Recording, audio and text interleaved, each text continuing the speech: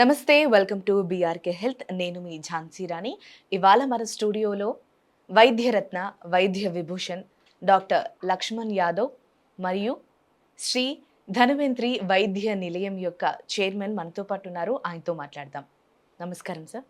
నమస్తే madam. Sir, మొదటగా constipation అంటే ఈ మధ్య కాలంలో కాన్స్టిపేషన్ అని వాడుతున్నారు, కానీ మన అచ్చ తెలుగులో చెప్పాలంటే మలబద్ధకం. ఎస్. సో అది తగ్గాలంటే ఏం చిట్కాలు పాటించాలి, రాకుండా ఉండటానికి ఏం చిట్కాలు పాటించాలో తెలియజేయండి. Yes yes okay madam. అయితే బేసికల్గా కాన్స్టిపేషన్ అనేది అన్ని వ్యాధులకు మూలం మేడం. అంటే ఆయుర్వేదం ఏం చెప్తుంది అంటే సర్వేషాం రోగానాం నిదానం కుపితో మలహ. అంటే అన్ని వ్యాధులకు శరీరంలో మనకు ఏదైతే కాన్స్టిపేషన్ అంటే ఈ మలాలు అనేది శరీరంలో అలాగే ఉండిపోవడం, దానివల్ల టాక్సిన్స్ అనేది ఫామ్ అవుతుంది. దాంతో రకరకాల వ్యాధులు అనేది వస్తూ ఉంటాయి. సో ఇక్కడ కాన్స్టిపేషన్ అనేది కేవలం అంటే ఓన్లీ మనము మోషన్ ఫ్రీగా పాస్ చేయడం ఒకటే కాదండి. సో తిన్న ఆహారం అనేది మనకు శరీరం నుండి బయటికి రావాలి. అది 3 రూపాలలో వస్తుంది. ఒకటి విరేచనం ద్వారా, ఒకటి మూత్రం ద్వారా, ఇంకొకటి మన స్వెట్ చెమట ద్వారా. సో ఈ 3 క్రియలు కనుక శరీరం నుండి ప్రాపర్గా ఉంటే కనుక మ్యాక్సిమం వ్యాధులు అనేది రాకుండా ఉంటాయి. సో ఇవన్నీ ఈ మధ్యకాలంలో మనం తీసుకునే ఆహారమే కావచ్చు, లేదంటే మన లైఫ్ స్టైలే కావచ్చు, ఇవన్నీ కూడా ఏమవుతున్నది అంటే స్కూల్స్ ఇప్పుడు జనరల్గా మన పిల్లలు ఉంటారు కదండి, పిల్లలకు ఆ స్కూల్ టైమింగ్స్ కానీ వీటన్నిటికీ హడావిడితో ఉంటూ ఉంటుంది వాళ్ళ లైఫ్ అంతా. సో హ్యాబిచువల్ కాన్స్టిపేషన్ అనేది అవుతూ ఉంది. అంటే పిల్లలకు డైలీ మేము మోషన్ పాస్ చేయాలనే నాలెడ్జ్ అనేది లేకుండా అయిపోతుంది అనమాట. సో ఈ స్కూల్ టైమింగ్స్ వల్ల 2 డేస్కి 3 డేస్కి వెళ్ళటం. సో వాళ్ళ పేరెంట్స్ ఏం కంప్లైంట్ చేస్తారు, మా పిల్లలు చదువుల్లో కరెక్ట్గా కాన్సన్ట్రేట్ చేయలేకపోతున్నారు అని చెప్పేసి కంప్లైంట్ చేస్తుంటారు. అంటే అదొక థియరీ ఏంటి అంటే big C proportional to small C అంటారు. అంటే constipation related to concentration. So constipation ఎప్పుడైతే ఉంటుందో కాన్సన్ట్రేషన్ ప్రాపర్గా ఉండదు. సో కాన్సన్ట్రేషన్ సరిగ్గా లేకపోవడం వల్ల వాళ్ళ స్టడీస్ కూడా చాలా మటుకు ఇంబ్యాలెన్స్గా అవుతూ ఉంటాయి. సో చిన్న వాళ్ళనే కాదు, పెద్దవాళ్ళు కూడా. సో ఇక్కడ ఏమవుతుంది, బేసికల్గా తిన్న ఆహారం అనేది బయటకు వెళ్ళిపోవడం వల్ల టాక్సిన్స్ అనేది రెగ్యులర్గా వాష్అవుట్ అయిపోతుంటాయి. అలా కాకుండా బాడీలో ఉండిపోవడం వల్ల ఏమవుతుంది అంటే బేసికల్గా శరీరంలో ఫస్ట్ ఏదైతే మన జఠరాగ్ని అంటాము, అంటే డైజెస్టివ్ ఫైర్ ఏదైతే ఉన్నదో అది వీక్ అవుతుంది. వీక్ కావడం వల్ల దాని తర్వాత లివర్ పైన ఎఫెక్ట్ వస్తున్నది.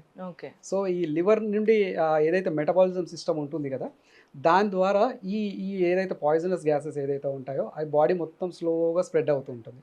అంటే మంచి ఆహారం మనం మంచి ఫుడ్ ఇచ్చామంటే బాడీకి మంచిగా అది పాజిటివ్గా గ్రో అవుతుంది. అదే చెడు పదార్థం ఇస్తే చెడుగానే గ్రో అవుతుంది. సో ఇక్కడ బేసికల్గా వచ్చేసరికి ఈ ఈ కాన్స్టిపేషన్ వల్ల ఏదైతే టాక్సిన్స్ ఫామ్ అవుతుంటాయి కదా, అది స్లోగా టాక్సిన్స్ ఫామ్ అవుతూ జాయింట్స్లలోకి వెళ్ళిపోతుంది. జాయింట్స్లలోకి వెళ్ళిపోయేసేసి ఈ రుమటైడ్ ఆర్థరైటిస్ అనే వ్యాధి, అది చాలా భయంకరమైన వ్యాధి. అసలు దానికి కొన్ని మోడర్న్ థెరపీస్లో దానికి అసలు ట్రీట్మెంట్ అనేది లేదు. ఏదో టెంపరీగా దాన్ని మేనేజ్ చేస్తూ సిమ్టమేటిక్గా ట్రీట్ చేస్తూ ఉండడం తప్ప కంప్లీట్ సొల్యూషన్ అనేది లేదు. ఎందుకు అంటే దానికి మూల కారణం అసలు ట్రీట్ చేయట్లేదు మనం. సో ఇది ఒకటే అనేది కాదు. సో దీనివల్ల మనకు హార్ట్ ప్రాబ్లమ్స్ వచ్చే అవకాశం ఉంటుంది. సో హార్ట్ ప్రాబ్లమ్స్ నుంచి ఈ లివర్ ప్రాబ్లమ్స్ ఒకటి, లివర్ నుండి మళ్ళీ ఈ ఎక్కువ అంటే ఫ్యాట్ అనేది ఎక్కువ ఫామ్ అవుతూ ఉంటుంది, ఒబేసిటీ. సో ఒబేసిటీ తర్వాత డయాబెటీస్ తర్వాత కిడ్నీ ఫెయిల్యూర్స్. సో అలా చెప్పుకుంటూ పోతే ఒకదానికో ఒకటి ఫామ్ అవుతూనే ఉంటుంది. అందుకే ఎప్పుడైతే శరీరంలో అంటే మలం అనేది సంచయం అవుతుందో, అంటే ఒక దగ్గర ఉండిపోతుందో, అప్పటి నుండి వ్యాధికి మూలం అనమాట, అది రూట్ కాజ్. సో ఆ రూట్ కాజ్ని మనము సరిగ్గా ఫస్ట్ దాన్ని ట్రీట్ చేస్తే బాడీలో ఉన్న టాక్సిన్స్ అనేది బయటకు పంపించామంటే సగం వ్యాధి అక్కడే తగ్గిపోతుంది. మొత్తం మీద ఒక రొటీన్ అలవాటు చేసుకున్నా కూడా మన బాడీకి అలవాటు అయిపోతుంది. సో ఎర్లీ మార్నింగ్ లేయంగానే కొంతమందికి ఏంటంటే ఏదైనా అల్లంకి సంబంధించి ఏదైనా డ్రింక్ లాగా వేసుకుంటే అది ఫ్లష్ అవుతుంది, లేదా కొంతమందికి నిమ్మకాయ నీళ్లు అలా తాగినా ఫ్రెష్ అవుతుంది. లేదా న్యాచురల్ గా అలా బాడీకి అనేది అలవాటు చేస్తే ఆటోమేటిక్ గా ఎక్కడున్నా ఏమన్నా అంటే కొన్ని ప్లేసెస్ మారినప్పుడు బాడీలో మైండ్ లో అంతా చేంజ్ వస్తుంది కాబట్టి అక్కడ తేడా ఉండొచ్చేమో కానీ అవి విడిచిపెట్టి రెగ్యులర్ డేస్ గా ఉన్నప్పుడు మాత్రం ఒక అలవాటు చేసుకుంటే మన హెల్త్ కి చాలా మంచిదని చెప్తున్నారు. అవునండి, ఎందుకంటే హ్యాబిచువల్ కాన్స్టిపేషన్ అనేది ఈ మధ్య కాలంలో పిల్లల్లో కామన్ గా వస్తున్న ప్రాబ్లం అది. సో దీనికి అనేది ఆయుర్వేదంలో చాలా చాలా చక్కటి ఔషధాలు ఉన్నాయి, ఎంతో అద్భుతమైన ఔషధాలు. అయితే ఒక్కొక్క ఔషధం దాని గుణం ఎలా ఉంటుంది అంటే కేవలం కాన్స్టిపేషన్ ఒకటే తీయడం కాదు. సో బాడీలో చాలా మల్టిపుల్ ఫంక్షన్స్ని ఇంప్రూవ్ చేస్తుంది. సో ఆ విధంగా ఇంప్రూవ్ చేసినప్పుడు కేవలం కాన్స్టిపేషన్ తగ్గడంతో పాటు మిగతా అన్ని కూడా ప్రాబ్లమ్స్ సాల్వ్ అవుతూ వస్తాయి. సో దానికంటూ ఒక ఒక ప్రత్యేకమైన ఒక మూలిక, అది చాలా సర్వసాధారణము, అందరికీ తెలుసు. సో అందరికి తెలిసిన మూలిక చాలా అద్భుతం అనమాట. అంటే కాన్స్టిపేషన్కి ఇది పెట్టింది పేరు. అలాంటి ఔషధం, ఆ ఔషధమే అలోవెరా అంటారు. అలోవెరా అంటారు, దాన్నే కుమారి, కలమంద అని చెప్పేసి మన ప్రాంతీయ భాషలో పిలుస్తూ ఉంటారు. అది ఎలా తీసుకోవాలి? యాక్చువల్లీ అయితే ఇక్కడ దీని వల్ల ప్రయోజనాలు నేను చెప్తానండి ఫస్ట్. అయితే దీని పేరు కుమారి అంటారు. కుమారి అంటే ఎప్పుడు రసాయనం అనేది దీనికి ఒక అంటే దీని ప్రాపర్టీస్లో రసాయనం అనేది ఒకటి. రసాయనం అంటే మనిషిని ఎప్పుడూ యంగ్గా ఉంచేది, ఆరోగ్యంగా యంగ్గా ఉంచేది.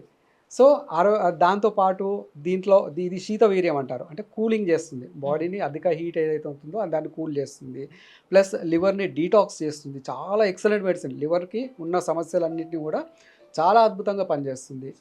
ప్లస్ ఆ హార్ట్ బర్న్ ఏదైతే ఉందో దాన్ని కూడా తగ్గిస్తుంది. దీన్ని వాడే విధానం, ఇది 1 టీ స్పూను దీని యొక్క గుజ్జు అంటాం కదండి, పైన గ్రీన్ కలర్ అంతా తీసేసి మధ్యలో వైట్ కలర్ జెల్ ఏదైతే ఉంటుందో ఆ జెల్ 1 టీ స్పూన్ ఒక చిన్న గ్లాస్ వేడి నీళ్ళలో మిక్స్ చేసేసేయాలి.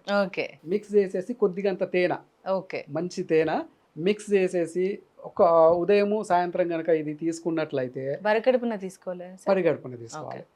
ఇది కాన్స్టిపేషన్కి సంబంధించిన ఏదైనా పరిగడుపున తీసుకోవాలి. సో దీనివల్ల యాసిడిటీ తగ్గుతుంది.